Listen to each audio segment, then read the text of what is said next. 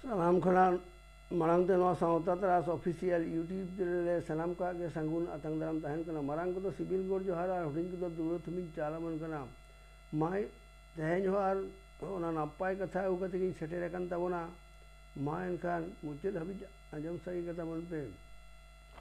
नवा AI गोटांग tips M अपनार लेखान नापाय M ताहेना जापिद खन बेरेद तायम गे मांग दो चांदो बोंगा ᱧᱩᱢᱮ में मोने में उनिया दाया तेगे बांचाओ मेनामा आमा ओड़ा रना दाका के बाड़ती दे जॉम में बाहरे ना जमा दो कम जॉम में आमा मोने रे बाड़ी चिंते आलम हेज हचुआ और बाड़ी चिंते मोने रे आगू कते आमा गोनोंगना ऑक्तो दो आलम खेमाओ तमा दिने मिलो सेता तोरा आधा टांग गान हरियर घास दही रे एकेन जगते ताड़ाम में और ब्याम में दिनम हिलो आम जाफिद मांग रे आमरेन आयो बाबा किन जोहार सरहाव चालाकिन में उनकिन छड़ा दो आम नोआ धरती रे बाम हेज तड़े को आम जहाया जीवन रे मिल लेतार समान अक्तो दो बांग तहेना नापाय कामी कते भागिया तांगी तना रे तहन सेनाय में नोआ बाड़िज अक्तो के मिद दिन हिलो नापाय ठाव रे सेटेर हचो मेयाय एटा हर निसरव लागित ते दो आम दो बाम जनाम कना सनाम को गे इके काको में नेला मामा लांगा हड़मोरे हरियर मने सांगे नकना जीवन रे नोआ नापाय पेने चिंते अपनार में सुखीम तहेना टेंशन दो आम ठेन जापा गो लहारे रचा छड़ाव गिरी काय में अथौड़ी टेंशन खन दो सहारे ताहे कते नापाया उइहर भावना गे मोने रे गेमेर आगू का में लक्ष्य दो आम आवरी थये में लहारे गे आमा लक्ष्य रे सेटेरो में एकेन उइहर भावना तेगे आमा दिन दो आलम खेमाओ परम तमा जीवी आम ठेन खन सहा लहारे गे आम दो नापाय जीवन बितौताम नापाय ते बंचाव तहे रेना गे रिका इदी में जुदी किसड़ हर ठेनेम सेनोआ ताहले खान बिलासिता गेम सेनाया और रेंगेज हर ठेनेम चला रे दो दायित्व हतावेम सेनाया जुदी कूड़ा अंटा हर ठेनेम सेनोआ ताहले खान बाड़ती अथौड़ी खरच कते अथौड़ी दो बाम खरच गया आमा मुहिम अक्तरे नोआ पेने कथा दो अखोय ठेन आलम लई बड़ाया आमा दुख रेना कथा दो रापुट कते दो तीस आलम लई तमा ओना कथा रे उनी हो आम चितान रे दया उदुक ताय रे हो मोने भितरी ते आडी जोरे कुसिया आमिज एरा सला एम रेगेर झेगेर लेन रे हो ओना कथा दो अखोय ठेन हो आलम लया ओना रे दो एटा हर दानांग रे फायदा इदई दड़िया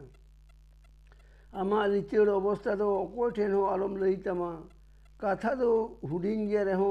जुदी जहाय ठेन ओना कथाम लई तमा ताहले खान उनी गे बुझो ᱧᱟᱢᱟ आम तीने एम भूल कदा नोआ खातिर गे आम दो दिनम रेंगेज सेट गेम सेनोक कना अकोय को आम सला टाका पैसा बांग खरच कते गे को गाते कना आमा टाका पैसा खरच होचो खातिर गे को गाते कना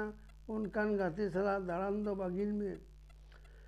तीसो किसर हर सला दो आलम तुल हुजुआ उनको लिखा के आम होम कामाओ लिखान तबे नाम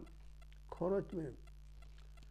टाका दो चिन्हौ सेनाय में किसर हर दो टाका दो कामी रे को लगावा और ओना टाका तेगे टाका को बढ़ाओ तकुआ आम हो टाका दो कामी रे लगाओ सेना जोंग में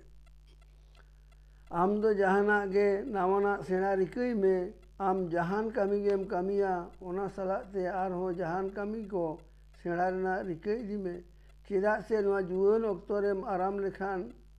हाराम बयस रे कष्ट शिकर हुई तमा जीवन रे नुकु पेने हर दो इके कते गे लाहा चला में आमरेन आयो बाबा आबोरेन आयमा आयो बाबा गे बांग बुझ कते गे आकोरेन गिदरे सला आडी लेका बाड़िज को व्यवहार गोद गया ओना लेकाते भानार पहाटा खन गे मिद बाड़िज व्यवहार तैयार गोदो गया ओनाते उनकुआ मोचा रोड दो सारी कथा के उडोको तकुआ और आको तो पतियो को आटकारा आबो गिदरे अक्तो रे दुलर कते बन चेरेज कुआ शेरमारी चांदो बुंगा उदुक कते जे देन चांदो मामा तोवा दाका आले हपन बाबू से हपन मये जम तालेया नौकान कथा को गिदर ठेन आदि दाड़े और साहस नाम रेना कान गया आम दो आमी गिदरे दो मेताय में आम दो चांदो बंगा के इन ठेने कूल अकाद मिया आमा नापाय कामी आदिन कुसियतम कना आम दो आर हो लहा चला में इन आर आम बाबा भाना होर गे आम संगे रे मेना लिया उनारे उन्हीं गिदरे दो आज ते हो आदि साहस और दाड़े नाम सलाते आज ते हो मने जोंगा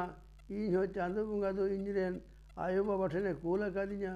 चांदो बंगा और उनकी ना दाड़े तेगे इन दिन लहा चला और इन जीत कर हो गया और इन रेन आयो बाबा हिन कुसी हो चुकिना मा इनखान तेहना नो हुडिन मच्छा नापाय कथा दो नोडे गई मुचुद हतरे तबोना मा इनखान सलाम को के दोहराते